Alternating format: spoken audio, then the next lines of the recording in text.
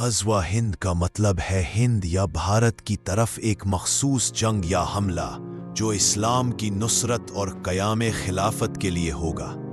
حدیث میں حضور پاک صلی اللہ علیہ وسلم نے فرمایا ہے کہ میری امت کے 2 لشکر ایسے ہوں گے جنہیں اللہ اعلیٰ آگ سے بچائے گا۔ ایک لشکر غزوہ ہند کے لیے ہوگا جو ہند پر حملہ کرے گا، اور دوسرا لشکر حضرت عیسیٰ ابن مریم کے ساتھ ہو کر یہودیوں اور دجال کے خلاف لڑے گا۔ یہ دونوں لشکر ایک ہی وقت میں یا قریب ایک ساتھ ظاہر ہوں گے۔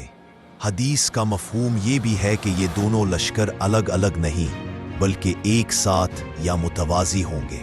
تاریخی طور پر غزوہ ہند کے متعدد واقعات ہو چکے ہیں، جیسے محمد ابن قاسم کا حملہ، محمود غزنوی کے حملے، محمد غوری اور احمد شاہ ابدالی کے فوجی کارنامے، مگر یہ سب الگ الگ حملے تھے، اور حدیث میں جو غزوہ ہند کا ذکر ہے وہ ایک مکمل اور خاص واقعہ ہوگا جو خلافت کی مضبوطی کے بعد وقوع پذیر ہوگا، یعنی وہ غزوہ ہند جو اب تک ہوا ہے۔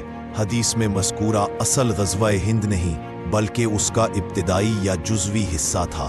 یہ غزوہ ہند اس وقت ہوگا جب پاکستان اور افغانستان میں خلافت علی منہاج النبوت کا نظام قائم اور مستحکم ہو جائے گا۔ تب مشرق اور مغرب دونوں طرف سے ایک توسیع ہوگی، جس میں دائیں طرف ہندوستان کی طرف فوجیں بڑھیں گی اور بائیں طرف یہودیوں اور دجال کے خلاف جنگ چلے گی۔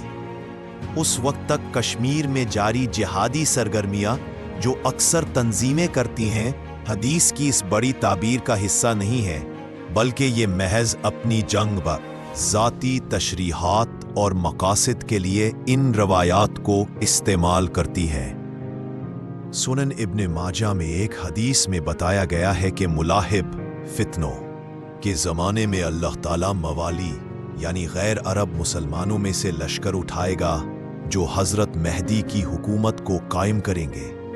خلافت راشدہ کے دوران عربوں نے فتح پانے کے بعد جو لوگ فتح یاب ہوئے انہیں موالی کہا جاتا تھا، کیونکہ انہیں غلام کی حیثیت سے نہیں بلکہ آزاد بلکہ مساوی حیثیت دی گئی تھی۔ یہ موالی ہی مستقبل میں دین کی حفاظت اور مہدی کی قیادت میں حکومت قائم کریں گے۔ دوسری حدیث میں بھی ذکر ہے کہ مشرق سے لشکر نکلیں گے جو مہدی کی حکومت قائم کریں گے۔ عرب کے مشرق میں 3 اہم مسلم ممالک ہیں: ایران، افغانستان اور پاکستان۔ ایران شیعہ عقائد کی وجہ سے محدود ہے اور افغانستان کا شمال مشرقی علاقہ خراسان کہلاتا ہے، جو تاریخ میں بھی اسلامی فوجوں کی کمان سنبھالنے کا مرکز رہا ہے۔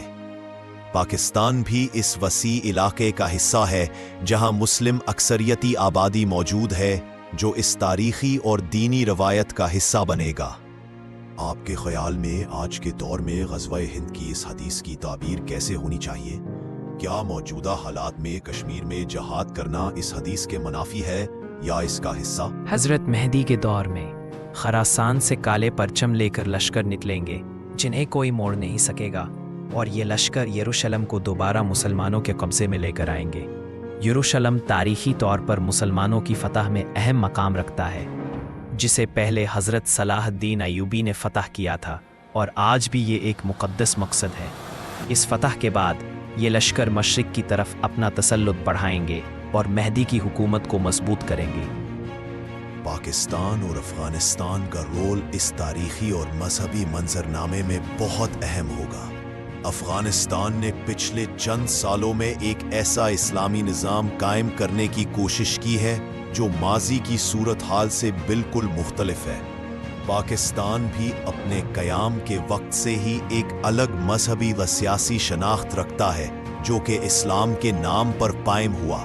ان دونوں ممالک کی مدد سے مہدی کی حکومت قائم ہوگی اور خلافت کا نظام بحال ہوگا۔ علامہ اقبال نے اسلام کو ایک زندہ دین کے طور پر پیش کیا، جہاں نہ صرف مذہب بلکہ ایک مکمل نظام زندگی کی تشکیل کا خواب تھا۔ ان کے بعد مولانا مودودی اور دیگر علماء نے اس نظریے کو عملی جامہ پہنانے کی کوشش کی۔ تحریک خلافت بھی اسی حوالے سے چلی، مگر موجودہ دور میں یہ تحریک انتخابی سیاست اور قومیت کی پیچیدگیوں میں پھنس گئی ہے۔ لیکن ان تمام تحریکوں کی جڑیں پاکستان کی سرزمین پر گہری ہیں۔ آج کل عرب دنیا اندرونی طور پر کمزور اور غیر مستحکم ہو چکی ہے۔ عیش و عشرت اور دولت کی لالچ نے ان کی قوت کو کمزور کر دیا ہے۔ حالانکہ حدیث میں ذکر ہے کہ مکہ اور مدینہ سے بھی لشکر نکلیں گے، لیکن آج کے حالات میں یہ ممکن نہیں۔